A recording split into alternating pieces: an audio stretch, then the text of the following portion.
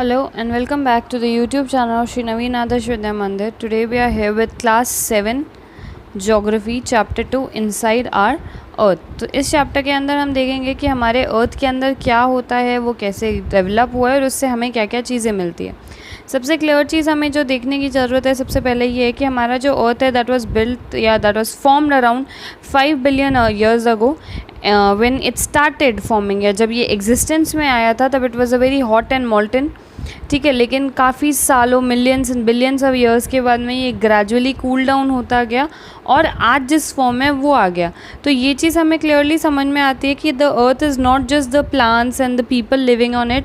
जो भी मिनरल्स हमें इससे मिलते हैं, जो भी रिसोर्सेज हमें इससे मिलते हैं, वो सारा यही हमें दे रहा है. तो अगर हम इसके अंदर जाएंगे तो there are lot of things which we need to discover. उसके बाद में हम देखेंगे we see many different landforms on the earth surface, the ocean, seas and other surface features and those bottom line sea floors and ocean में.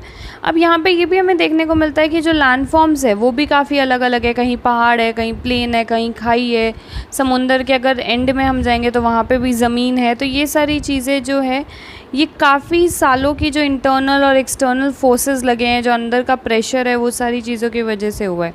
The external forces cause weathering and erosion by agents such as wind, water, gravity and moving ice. जो external forces है उन weathering और erosion करते हैं, मतलब धीरे धीरे टुकड़ों में तोड़ना चीज़ों को. और ये सारी जो चीज़ें हैं वो विंड, वाटर, ग्रेविटी और मूविंग आइस, इन सारी चीज़ों की वजह से होती है. The internal forces are generated by certain process that constantly occur within the earth. जो अर्थ का अंदर का एरिया है उसके अंदर कुछ चीज़ें जो हैं या कुछ जो प्रोसेस है वो कंटिन्यूसली चलते रहते हैं. These cause upliftment and subsidence of the earth surface. इसी की वजह से कहीं से जो अर्थ है वो नीचे हो जाता है, कहीं से वो एक हाइट ले लेता है. तो ये सारा उसी चीज़ की वजह से होता है. On which the external forces act from various landforms. Knowledge of the Earth's internal structure will thus help us understand the nature and origin of various landforms we see on the Earth's surface. अगर हम इसके अंदर जो चीज़ें चल रही है, जो forces हैं, उनको अगर समझ लेते हैं तो जो landforms है हमारे अर्थ के ऊपर उनको समझना भी आसान हो जाएगा. अब अर्थ के अंदर क्या क्या चीज़ें वो हम देखेंगे. फर्स्ट हम ये देखेंगे कि अगर हम अर्थ को वर्टिकली कट करते, this is vertical and this is horizontal. तो अगर हम अर्थ को वर्टिकली कट करते हैं तो इसके अंदर आपको 4 लेयर्स देखने को मिलेंगे. ठीक है, जिसके अंदर से हम 3 मानते हैं. 4 इज़ जस्ट 2 पार्ट्स ऑफ 1. तो 1 इज़ द क्रस्ट, जो ऊपर की शेल है कवरिंग, उसके जस्ट नीचे मैंटल ये एरिया, और उसके बाद में कोर. ये जो पूरा है ये कोर है. इसको 2 पार्ट्स में डिवाइड किया गया. This is the inner core and this is the outer core. The crust, mantle and the core. अब सबसे पहले हम देखेंगे क्रस्ट किसको कहते हैं. The top most solid layer of the earth is called crust. जो टॉप मोस्ट सॉलिड लेयर है अर्थ का, जो ऊपर का एरिया है जिस पे हम रहते हैं, that is called the crust. A major part of the information of the crust is obtain from the seismic waves that are generated during a earthquake. इसके बारे में जो ज़्यादा इन्फॉर्मेशन है वो हमें उन सेस्मिक रेज से मिलती है जो अर्थक्वेक के टाइम पे ओरिजिनेट होती है. An analysis of these seismic waves tell us the earth's interior comprises of various materials present in solid, liquid or viscous state due to extremely high temperatures and pressure inside the earth. ये जो seismic waves है, इनके analysis हमें ये पता चलता है कि अर्थ के अंदर का जो एरिया है उसके अंदर सॉलिड, लिक्विड और खूब सारे अलग अलग स्टेट्स के अंदर एक्सट्रीम हाई टेम्परेचर और प्रेशर की वजह से काफ़ी सारे मटेरियल जो है वो आपको मिल सकते हैं. तो यहाँ पे क्लियरली पता चल रहा है कि अर्थ के अंदर काफ़ी हाई टेम्परेचर है और काफ़ी सारा प्रेशर भी है. तो this is very important to understand. The crust is the thinnest shell of the earth varying from the thickness of 8 km to 50 km. This is an important point कि जो crust है वो सबसे ऊपर का शेल है और इसकी जो ब्रेथ है या चौड़ाई है, जो थिकनेस है, वो 8 किलोमीटर्स कम से कम है और हाईएस्ट 50 किलोमीटर्स है. The crust is 2 layers, the upper crust and the lower crust. इसके 2 पार्ट्स है, एक है अपर क्रस्ट और दूसरा है lower crust. The crust is also called the sial as it comprises mainly of silicon and aluminium. इसको sial भी कहते हैं क्योंकि इसके जो मेजर कंपोनेंट्स है वो सिलिकॉन और एल्यूमिनियम है. तो सिलिकॉन का Si और एल्यूमिनियम का Al.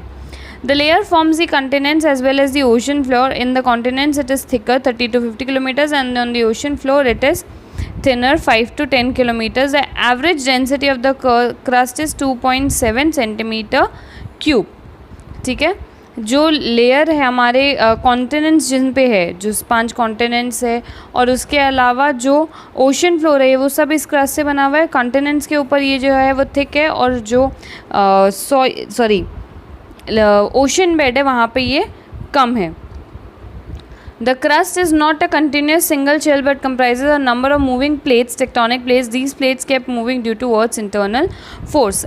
एक पूरा शेल नहीं है, खूब सारी प्लेट्स को कंबाइन करके बना हुआ एक शेल है और ये जो प्लेट्स है ये कंटिन्यूसली मूव करती रहती है left right and wherever they want, ठीक है। और ये जो सारा मूवमेंट है ये अर्थ के इंटरनल जो फोर्सेज है उनकी वजह से होता है। नेक्स्ट हम देखेंगे mental. The middle layer of the earth is known of the earth below the inner lower crust is known as the mantle. It is the thickest layer extending up to the depth of 2,900 kilometers. The layer is composed mainly of iron, silicon and magnesium. Most of the earth's mass is contained in the mantle and its average density is between 3.5 to 5.5 centimeter cube. Molten rocks magma are present in this mantle. Second जो layer है वो है हमारा middle layer, that is the mantle. ये crust के नीचे का है, लोअर क्रस्ट जो है उसके नीचे इसको देखने को मिलता है.